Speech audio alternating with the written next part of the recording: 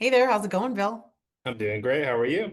I'm doing well. Today I wanted to chat a little bit about first-time home buyers because we're starting to see quite a few of them step into the real estate buying world. And especially this past month, I feel like I've seen more first-time home buyers come in as a group, either through like I have the listing and the person who's buying it, or I have a new client. How are you seeing first-time home buyers right now? I think now it's an opportunity for them. So you're seeing a lot more of them. You have programs that the down payment assistance that are starting to get updated funds. So they'll Oh, start opening up. And I think people just are setting goals for 2026 in general. And first-time home buyers, they've been waiting. They've been waiting for this bubble to burst or rates to go back to the twos and threes. Just hasn't happened. So now it's time to invest in the future. So that's what yeah. I'm saying. Exactly. And I just want to, so for clarification of a first-time home buyer, when I talk about first-time buyer, home buyer, I truly mean someone who's never owned a home before. I know when it comes to the lending world, it could be anyone or even the statistics world, right? When we're talking about Yeah. the number of people, when we're talking about average age of first-time home buyers, et cetera. Mhm. Because this is where I would really like to truly see the person who has never, ever owned a home before. Because it's never owned a home in 3 years. You have either separated or become a widow, widower, and you're buying a house for the first time on your own without that spouse, or you have truly not owned a home ever. So I would truly like to see just those who have never owned a home ever and see what that stat is. Because right now I think we're at the average age is 38. What they're looking to buy for the first Right. time. Yeah, no, people are Yeah. renting a little longer, but also But people are again, getting I married. truly wonder. People are getting married a little later too. So Mm, it's always the progression of how it's been in the past that you get married, then you buy the home kind of thing. right. Now, a lot of people are buying homes by themselves, but they're just waiting a little longer, a little later in life to make that purchase.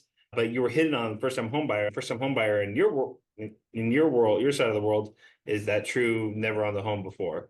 Right. In the lending side, it's a little bit more of a marketing term, right? And Oh, what I mean by that is that it's depends. They can classify a first-time home buyer as someone that hasn't owned in the last 3 to 5 years, right? Resets their clock. Maybe they rented the last couple of years. Now they'll be eligible for first-time home buyer programs that are out there. And so it's more of a guideline or a marketing term now in the lending world.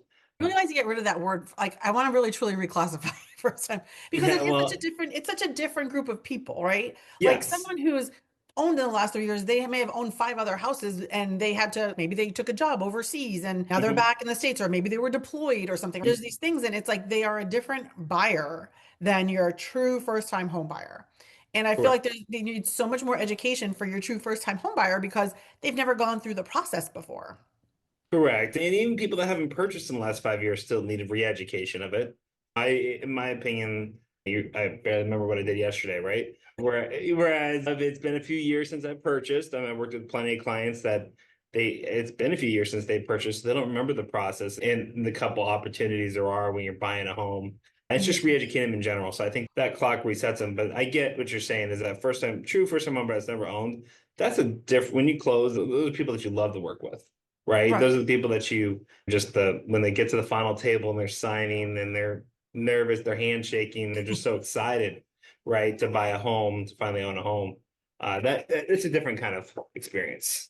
It is. And it's things like, this the person who's owned a home in the past, they know what close of escrow is. They know what the title company typically does. Those are things you don't really Mhm. necessarily forget.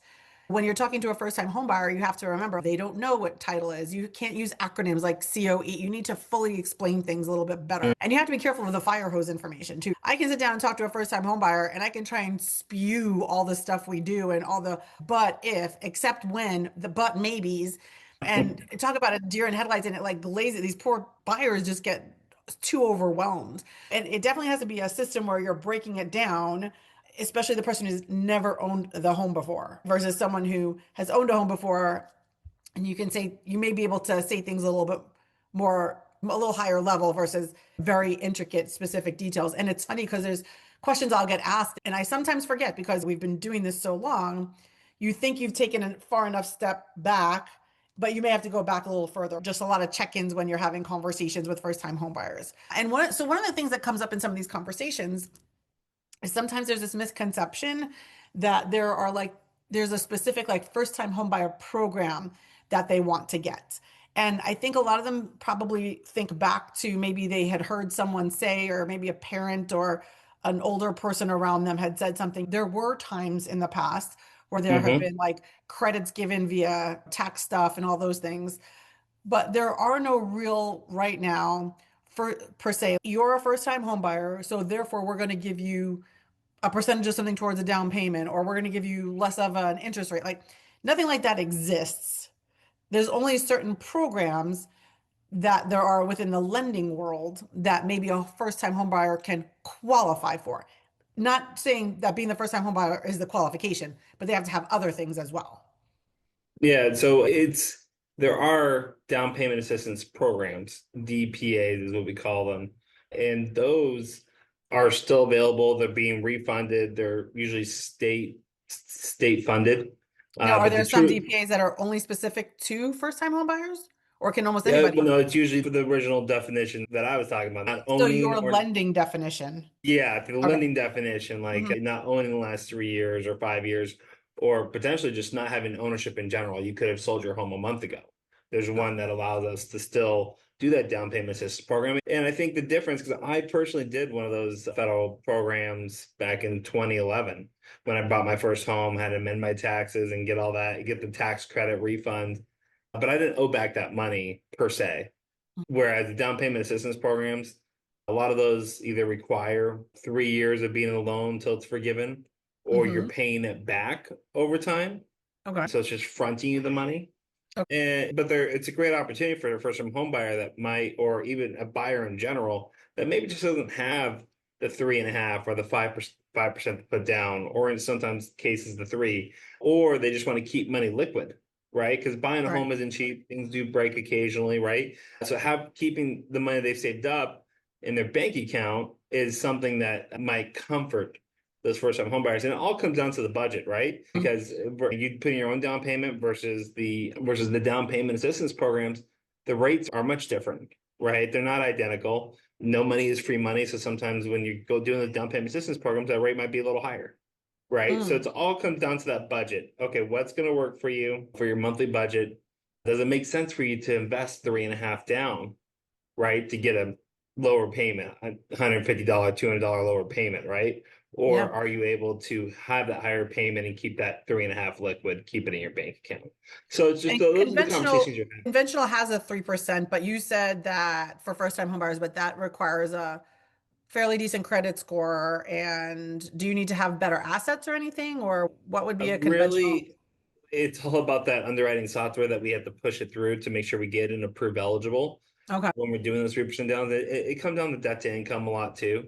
If you're a first time home buyer, that 3% down is great. It's just the payment right now, especially looking at that 3% down conventional versus a 3.5 FHA, if they're in that FHA price range, the payment might be a good maybe $100, $200 lower per month, $120 lower per month when you compare the two. So a lot of clients, when I compare those two, it makes more sense for them to do the 3.5 down option. But that 3% down option, you really have to have that top tier credit score because that Mhm. mortgage insurance is what's going to really affect your payment. That's what I was going to talk a little bit about because the mortgage insurance is important to know. Where FHA, you live with the life of that, you live with the FHA Mhm. mortgage insurance for the life of the loan, regardless of what the loan to value is on the property versus Mhm. the loan. Where conventional, you can get rid of that in 2 years. So you can get rid of that mortgage insurance. So if someone's thinking about So over time how it's going to work out, is like that taken into consideration? I plan on living in this house for 5 years, so maybe a conventional is better, even though FHA is like, when do you have, like, where does that line get drawn? I guess is the question. you actually you hit some of the myths on there when you were talking about mortgage insurance. But the FHA, let me just back up. FHA, that mortgage insurance, if you're putting the minimum down, 3.5 up to 9.999% down, yes, it's for the life of that loan, not the life of the house. And then if you put 10% or more down, there is an expiration of the mortgage insurance falling off. That's usually 10 years. Now, with conventional, with the mortgage insurance, it's actually when you reach that 20% equity, when you've bought down that. So it could be, it's usually around that 10-year mark if you look at an amortization schedule, right? of when that mortgage insurance falls off, but it does fall off. You don't have to refinance it. It would just then you would submit that document to the But if servicer. you were somebody who had it in 2022, 2021, you Mhm. potentially had that 20% in 3 years versus 10 years. That because Correct. you can And do the equity, correct? but then it's up to them whether or not they want to take the current appraised value or the purchase price that you had it at. Oh, interesting. So So it's not always a guarantee that just because you have that 80% or 78% loan to value, you can get rid of it. correct. It's based Wow. on the purchase price. So you can submit to have that evaluated. And they could say yes or no. They're in that. That's the contract Mhm. that you sign with the mortgage insurance. But at that point, refinance it. And that's where I get at. You're only in the loan. I think the average is now around 4 years of the Mhm. life of a loan. And that's just because people have these low rates from a few years ago that they're holding Mhm. on to a little longer, obviously. But the average life of that loan, you have an opportunity to refinance it. Say you do gain a bunch of equity and you want to get out of an FHA loan, right? And get a better rate or maybe drop that mortgage insurance. Those are the options to look at. But conventional does give you that option to request a review of that mortgage insurance, whereas FHA does not when you put in the minimum down. Gotcha. Because you'll have to think about in time, a refinance is going to cost you some amount of money. Yep. And weighing all those options of mortgage insurance, not having mortgage insurance, paying more now, saving money later. And those are sometimes harder conversations because it's hard to think where am I going to be 4, 5, 6 years from now? Mm-hmm. No, you Especially if don't maybe know. you're in your younger stages of life, you're in your early 20s, mid 20s, and your career, you don't know where your career is going to take you. Are you having to move? Are you having to reassign somewhere? Those are so many questions. But as you get older, I'm thinking you have a little bit more stability as to Yep. maybe you're retiring or something like that may seem like a bigger conversation. And I've worked with first time home buyers in their 60s. So it's not to say that Yep. I mean, you could be any age and be a first time home buyer. It doesn't Mm-hmm. matter. So No, it doesn't matter. but your life situation is what's going to make the conversations very different. Yep.